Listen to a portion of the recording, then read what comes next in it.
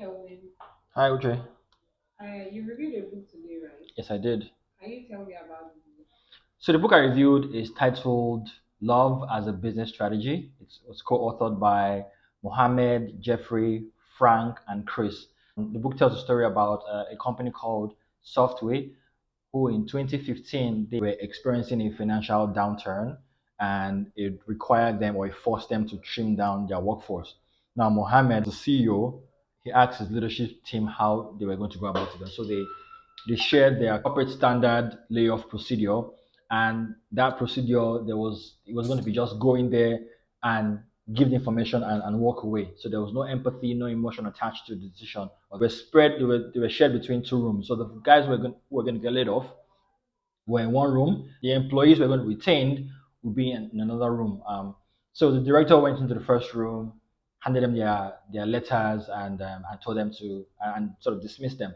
A lady was expressing emotion as to why she was selected, and he said to her that this was the instruction that he was given, and he cannot say more than that.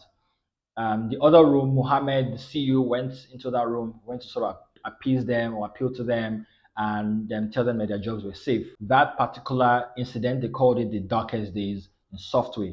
Now, before that incident, a pocket of situations or events that seemed to suggest that they were practicing a toxic work culture. And one of that was what they call the refrigerator incident. The Mohammed came into the office, went into the kitchen to grab lunch, and as he got into the refrigerator, he saw that it was very dirty and he was very livid. Went into his office and then sent out a stinker of an email using very strong words, and it created some widespread panic in the office. So there were a series of events that, like I said, seemed to suggest that it was a toxic work culture. Now, after the darkest day event, Mohammed took some time off work, got two tickets for a football game, and he went for the football game with a friend of his. Now, the particular team he was supporting, they had never won the championship before.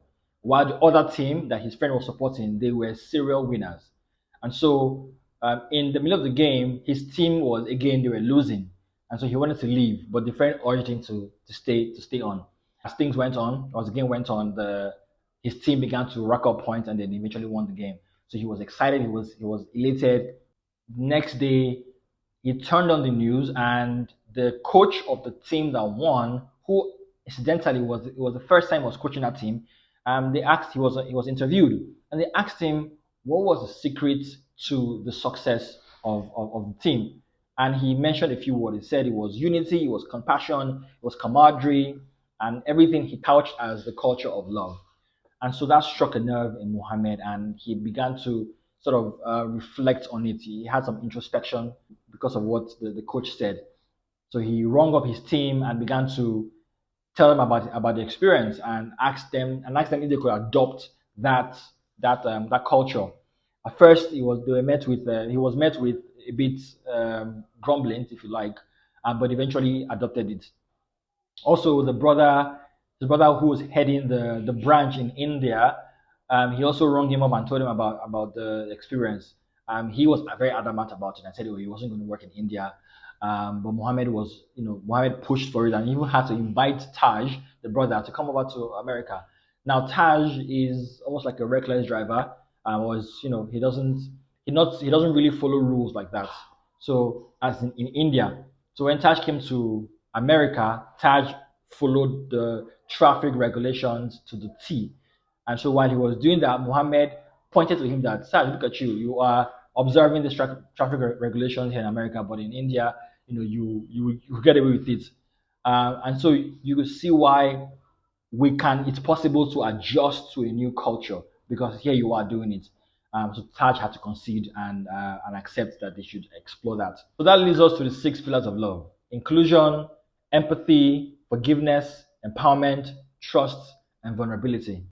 For inclusion to them meant feeling valued, feeling welcome, such that you can speak, contribute, and have a sense of belonging. So there was an example that was made. The American team, every time the American team went over to India, they got a full scale hospitality. But whenever the Indian team went over to America, the best that the Indian team got was an airport pickup. And so someone noticed it and brought it to the attention of the CEO. And since then, they made sure that every region or every branch practiced what the Indian team practiced, and so there was nobody left out with respect to hospitality. And so for them, making everybody feel welcome so that they can bring their full selves was very important, and that speaks to inclusion. So that leads us to the six pillars of love: inclusion, empathy, forgiveness, empowerment, trust, and vulnerability. Microphone and turning and increasing the volume of others.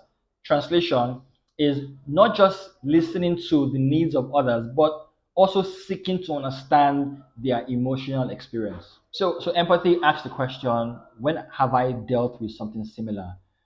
Not just leaving the person behind, but sort of putting yourself in their shoes and trying to share in their struggle. And that's what empathy means. Forgiveness. Now, the writer breaks it into different parts. The first one is admit your mistakes, apologize, be accountable, and take action of empowerment. Now, what does empowerment mean in the culture of love? It means giving people the agency to take decisions within their scope and trusting them to deliver to the best of their ability. It also means setting people up for success. So when you have an employee, how are you providing them with the resources that they need, the nurturing, the support, the information, the tools, everything that they need to succeed? How are you being deliberate about doing that? That's what empowerment in the culture of love means. Trust. Rata talks about two kinds of trust: predictive trust and vulnerability based trust. And the first one is focused on patterns. So if someone has done something over time and they're consistent with it, you are more likely to trust them based on patterns. The second one is based on shared experience, which ties into vulnerability, which is vulnerability based, right? So if you have an experience with someone, if you share an experience with someone and they also reciprocate that action, you are likely to trust them. So it's usually based on shared experience. Vulnerability. The writer breaks that into three parts: admitting mistakes, sharing failures with others, and being willing to share emotional states. So if you are not able, so as a leader, don't be afraid to share when you are not able to meet a deliverable. The more you share, the more likely you are to build trust with your team. So, in conclusion, the book talks about how people and profit are not mutually exclusive. As a business, and as you think about the bottom line, always remember that it is people that are driving the activities that affect the bottom line. So, let's begin to practice or adopt the culture of love, so that we can create a healthy environment, because a healthy work environment equates a productive workforce.